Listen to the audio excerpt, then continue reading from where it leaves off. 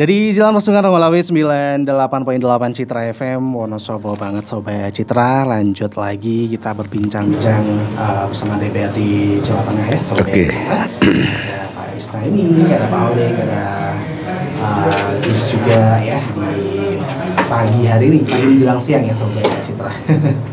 Oke, dan kita langsung ke Gus Fadlun nih. Gus Fadlun, ini untuk permasalahan pangan sendiri yang dihadapi di Jawa Tengah itu seperti apa sih Gus?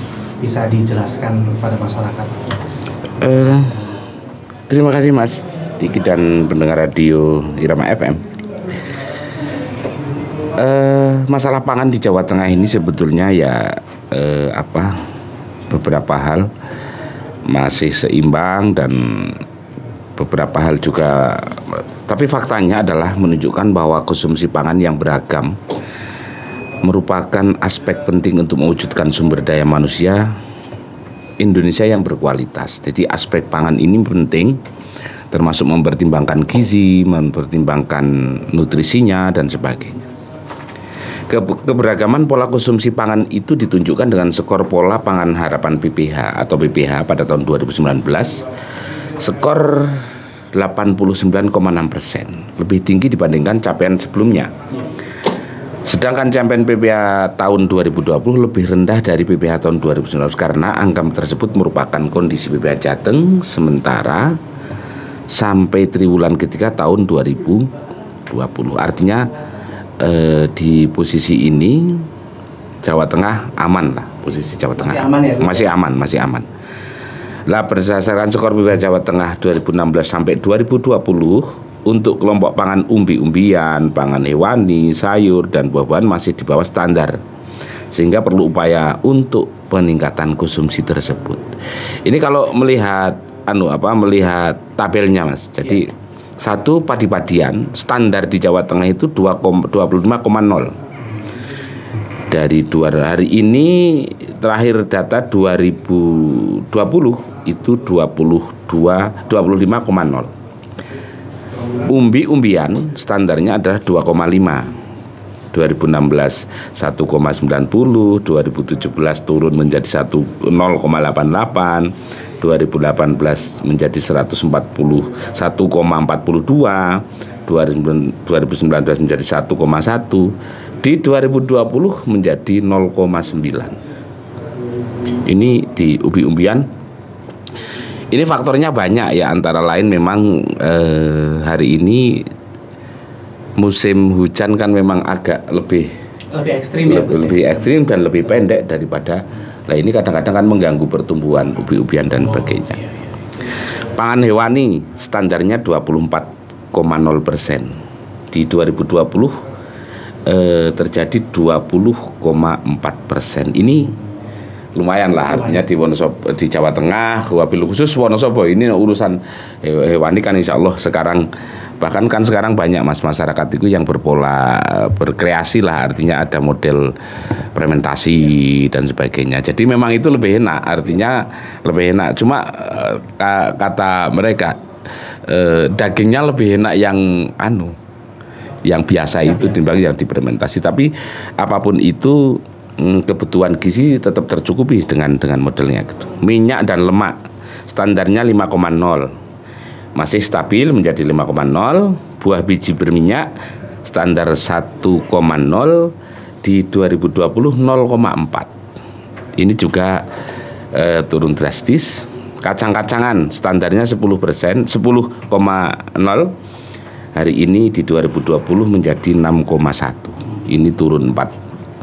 Dikit lah, 4% dan sebagainya. Sayur buah 30%, 3,30%. Hari ini 2020 menjadi 27,1. Yang lain-lain dan sebagainya. Ini artinya memang ada varietas, ada umpama seperti ada yang naik, ada yang turun, tapi secara umum masih di dalam posisi Jawa Tengah itu aman. Mungkin begitu Mas. Oke, bagus ya. Oke, kita ke Pak Oleg. Pak Oleg, ini untuk strategi pangan sendiri Jawa Tengah itu strateginya apa aja sih Pak Oleg, bisa dijelaskan Pak Oleg? Strategi dan mungkin juga anggaran gitu untuk Jawa Tengah sendiri.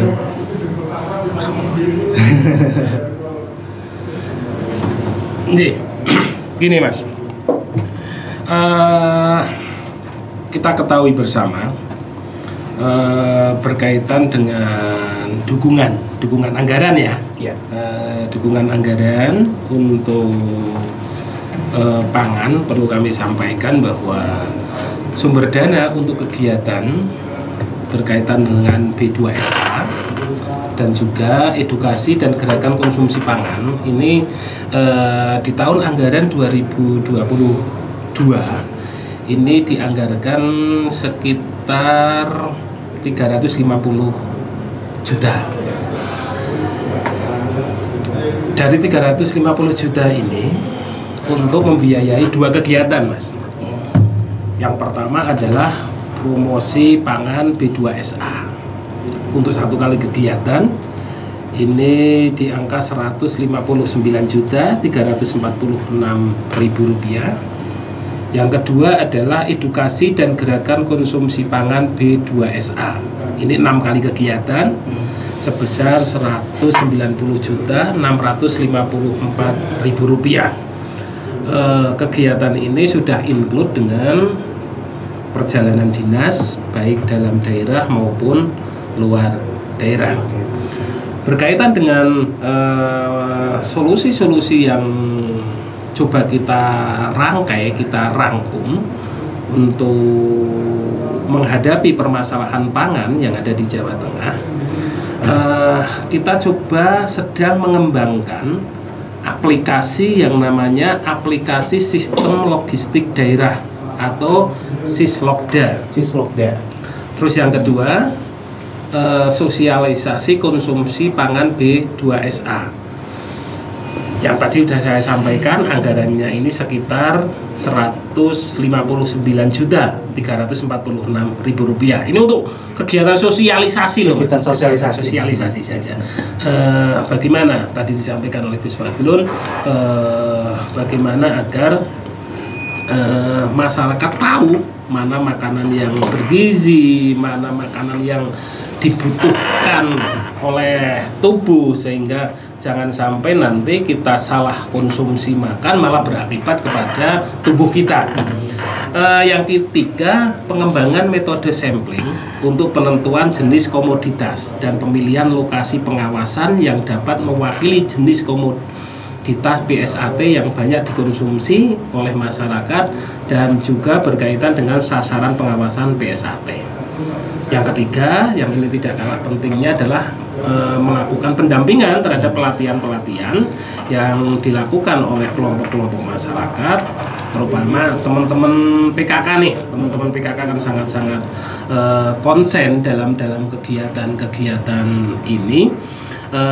Apalagi infrastruktur tim penggerak PKK ini kan sudah jelas jenjangnya, mulai dari tingkat RT, kampung, desa, kecamatan, kabupaten, provinsi, sehingga insya Allah program ini akan gampang dimonitor pelaksanaannya karena sudah sistematis gitu, Mas. Iya. Oke, jadi program-program yang bagus banget ya Pak ya, bisa nanti bisa diterapkan di masyarakat.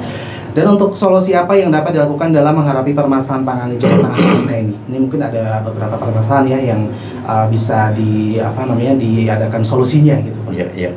Terima kasih Mas Rizky tentang solusi apa yang dapat dilakukan menghadapi permasalahan Jawa Tengah.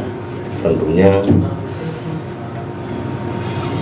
solusi yang disarankan oleh pemerintah Jawa Tengah adalah melakukan gerakan pola konsumsi pangan B2SA atau beragam, bergizi, seimbang, dan aman, seperti peningkatan produksi dan diversifikasi konsumsi pangan.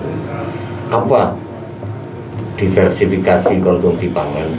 Itu adalah merupakan program yang dimaksudkan agar masyarakat tidak berpaku pada satu jenis makanan pokok saja dan terdorong untuk jaga mengkonsumsi bahan pangan lainnya sebagai pengganti makanan pokok yang selama ini dikonsumsi di Indonesia.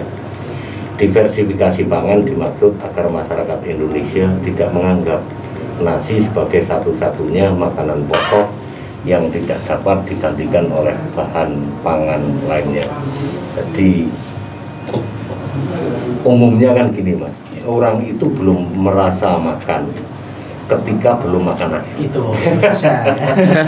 Padahal selain nasi kita juga banyak dan ada makanan-makanan pengganti lainnya. Seperti apa yang tadi disampaikan Gus Fadlun, apalagi Indonesia sekarang yang namanya singkong itu bisa dibuat menjadi bahan pokok makanan apa saja yang banyak sekali variasinya. Tapi melihat perkembangan sebuah zaman, kita sekarang ketika melihat tentang pangan itu sudah luar biasa. Kalau dulu anak-anak nangis menunggu makanan, sekarang justru anak-anak itu menangis karena disuruh makan. Perkembangan zaman yang Iya. Alhamdulillah. Oke, Gus Fadlun ada tambahan Gus, mungkin bagaimana cara menyusun menu pangan B2SA? Itu ya memang harus kita harus belajar Mas. Menurut saya di kita kan ada apa itu emak-emak kumpul posyandu dan sebagainya. Itu di sana kalau saya di desa saya sering ngomong sama ibu-ibu PKK, iki ojo ming kumpul-kumpul dan coba diberi materi lain. Jadi untuk berbicara bagaimana cara mengatur pola makan, pola gizi, mana yang baik, mana yang buruk dan sebagainya. Termasuk kemarin itu sama kelompok perempuan Wonosobo berkecamatan 2 Mas, berkecamatan 4 saya kumpulkan dan sebagainya. Itu berbicara masalah sampai pada dari makanan sampai pada cara mengelola, cara momong anak, cara momong anak yang dari kecil sampai, dan ini ternyata antusias. Termasuk juga kemarin saya ketemu di Nggarung pas kegiatan sama Kesbang Pol. Itu di sana ada kita universitas. Itu ternyata di sana kelompok perempuan itu kalau hadir ke ruangan itu dia harus membawa anaknya. Jadi harus ibu yang punya anak dan yang kecil, jadi belajar sampai pada cara bergizi, cara pola makan, cara mendidik dan sebagainya. Karena memang tidak bisa dipungkiri Mas Diki bahwa kalau kita arahkan pemerintah bikin aturan ini, kalau nikah usianya harus begini, SDM-nya kan sulit banget Mas Diki. Wong jenengan aja jalan-jalan tiba-tiba seneng sama cewek itu kan, kalau di stop ini harus belajar dulu, kuliah dulu, itu kan itu permasalahan yang tidak bisa kita hindari. Sehingga ya hari ini menurut saya ketemu sama kita university itu, saya ngomong jangan mempermasalahan embrio yang ada sekarang, garapen embrio yang ada saja. Ojo malah lanjut nanti kembali ke konsep-konsep awal yang itu nanti akan justru malah harus membongkar kembali dari kondisi. Maka menurut saya ya paling enak hadapi masalah yang ada, jangan mempermasalahkan kenapa menjadi masalah. Kalau sudah jadi masalah ya harus kita hadapi. Bukan malah justru debat, lho iki maune kepiye, wis kadung tiba Mas. Wis kadung tiba kok njuk bahas, lho iki maune kok lewat kene remnya gimana, dan nggak bisa ya. Kalau mau begitu ya nanti setelah dia sakit berikan wawasan bahasannya Mas Solik bil hikmah wal mau'izatil hasanah. Jadi harus dengan kata-kata yang bijak, jangan menyalahkan apa yang sudah terjadi. Yang sudah terjadi kita hadapi. Bagian dari pendidikan adalah berikan masukan, pemahaman agar tidak terjadi ulang. Kan begitu Mas ya. Oke, ini pertanyaan terakhir ini bisa dijawab oleh siapa saja nih, monggo Pak Oli, Pak Agus, apa Mas Naini. Dan ini untuk pangan alternatif apa saja sih yang yang bisa dikonsumsi masyarakat gitu, yang sepadan gitu mungkin dengan beras gitu loh. Itu Pak. Makasih Mas. Inilah yang harus kita syukuri bareng-bareng, saya Gus Fadlun, Pak Isnaini sebagai anggota DPRD Provinsi, karena kita harus benar-benar belajar dari hulu sampai hilir, ya kan. Gus Fadlun itu di Komisi E bagian Kesra, pendidikan umum, pendidikan keagamaan tapi sekarang harus ngomong masalah gizi, masalah pangan luar biasa. Saya Pak Isnaid ini komisinya komisi A yang berkaitan dengan hukum dan pemerintahan, tata perundangan, bagaimana pola jalannya pemerintahan yang ada di Provinsi Jawa Tengah. Sekarang harus ngomong berkaitan dengan bagaimana makanan pengganti, bagaimana stunting dan lain sebagainya. Tapi oke lah, ini menjadi kita untuk terus belajar. Jadi ternyata anggota DPRD Provinsi Jawa Tengah sekarang harus benar-benar menguasai semua. Kalau selama ini kita konsentrasi di komisi, apa mitra kerja komisi, kita di komisi A itu ada berapa? 18 mitra kerja komisi. Komisi E 14 gitu kan. Tapi sekarang harus dirangkum A, B, C, D, E harus dari siji minimal kita tahu gitu. Ya semoga aja setelah lulus dari DPRD Provinsi Jawa Tengah semakin cerdas gitu. Sehingga ini juga saya berpikir bahwa ini kita lagi bangun pondasi untuk naik satu tingkat lagi. Naik satu tingkat lagi sehingga sesuk seumpama nang Senayan ke Surapati ya bingung gitu kan. Surapati ya bingung harus mulai dari awal lagi. Gini Mas, berkaitan dengan apa yang tadi Panjenengan tanyakan, saya harus menyampaikan bahwa faktanya ini menunjukkan bahwa konsumsi pangan yang beragam merupakan aspek penting untuk mewujudkan sumber daya manusia Indonesia yang berkualitas. Kalau Gus Fadlun dulu di pondok mosok isuk sore awan bengi arep makmi karo tempe. Kalau kepengen ndok dadar kan gitu. Jadi kalau makannya itu tadi bisa jadi anggota dewan ya. Iya. Kita dulu di kos-kosan iku mosok isuk sore awan bengi onone mung gawene mie itu, Indomie rebus, sama Indomie goreng, ora rebus goreng. Nah, ini artinya apa? Bahwa keberagaman makanan yang kita konsumsi ini menjadi aspek penting untuk mewujudkan sumber daya manusia yang berkualitas. Terus yang kedua, keberagaman pola konsumsi pangan ditunjukkan dengan skor pola pangan harapan atau PPH. Dan pada tahun 2019, skor PPH ini sebesar 89,6% lebih tinggi dibanding capaian sebelumnya. Sedangkan pada tahun 2020 ini kita lebih rendah Mas dibanding tahun 2019. Karena angka tersebut merupakan kondisi PPH Jateng sementara sampai triwulan ketiga. Sedangkan kalau kita melihat skor PPH Jawa Tengah tahun 2016 sampai tahun 2020 untuk kelompok pangan umbi-umbian, pangan hewani, pangan sayur dan buah masih di bawah standar. Sehingga ini memang perlu diupayakan untuk peningkatan bagaimana pola konsumsi ini bisa dinaikkan. Semoga saja dengan kenaikan terutama berkaitan dengan masalah sayur-sayuran dan buah-buahan.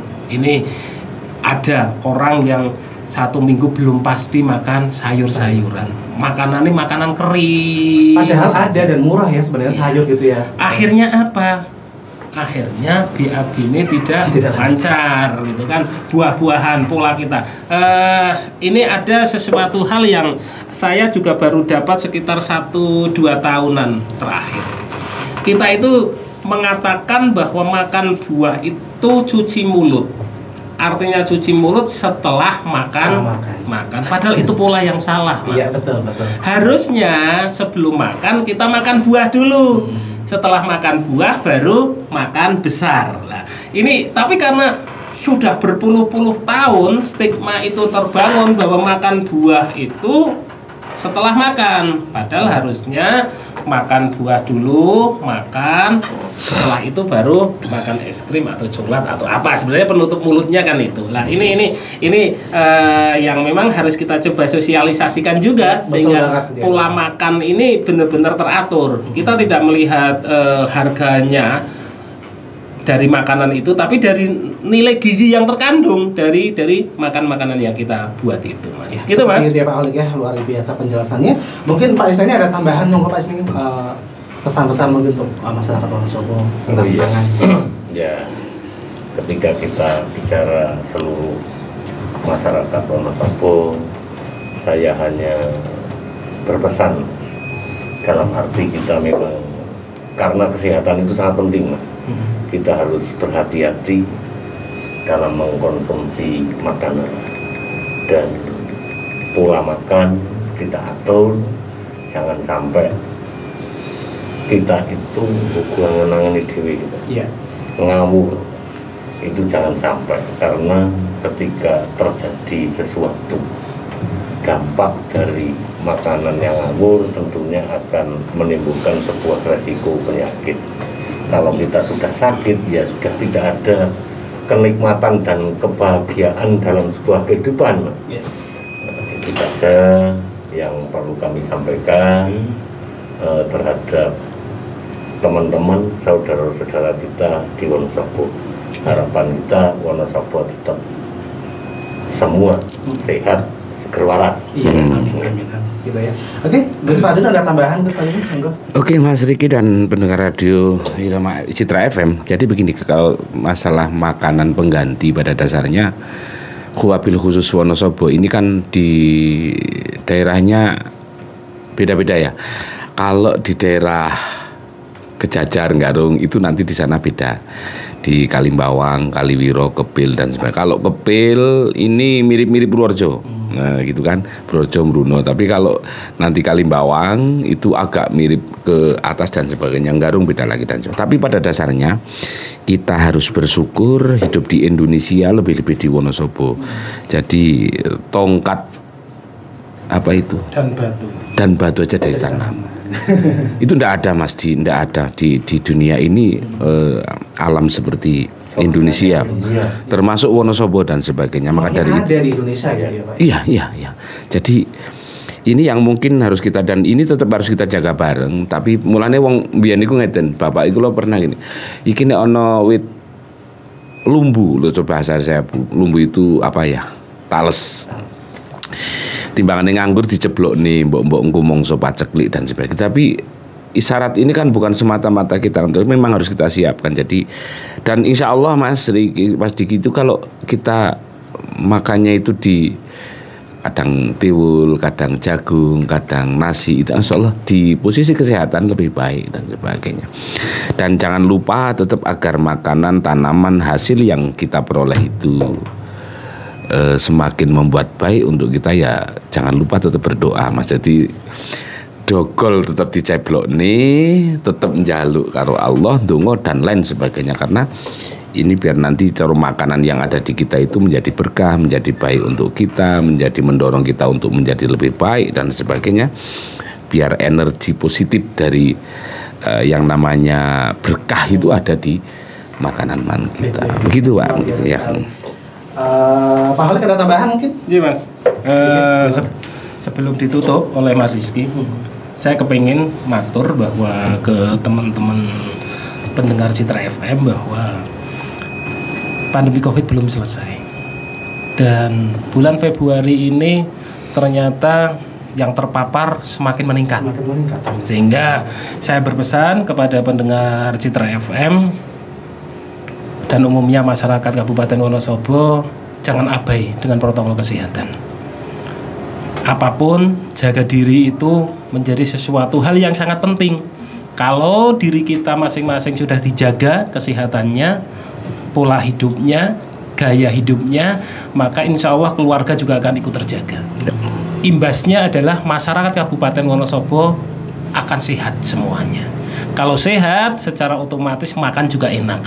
Wes makanan saenak-enake kaya opo, di saat kondisi badan tidak sehat, maka tidak bisa menikmati.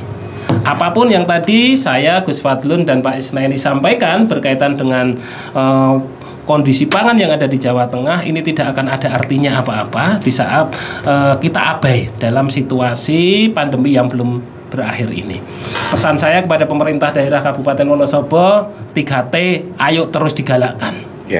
Pemerintah Kabupaten Wonosobo tidak boleh abai dalam hal ini, karena jangan sampai nanti Omikron di Wonosobo merajalela.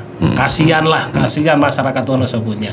Nah, panjenengan yang ada di pemerintahan punya kewajiban untuk menjaga ini semua. Karena apa? Satu hal, peran aktif dari kepala daerah, peran aktif dari pemerintah daerah Kabupaten Wonosobo ini sangat penting sekali untuk menjaga warga masyarakat di Kabupaten Wonosobo, termasuk bagaimana menggalakkan vaksinisasi baik yang vaksin tahap kedua maupun yang sekarang sudah mulai dilakukan adalah vaksin yang tahap ketiga atau booster.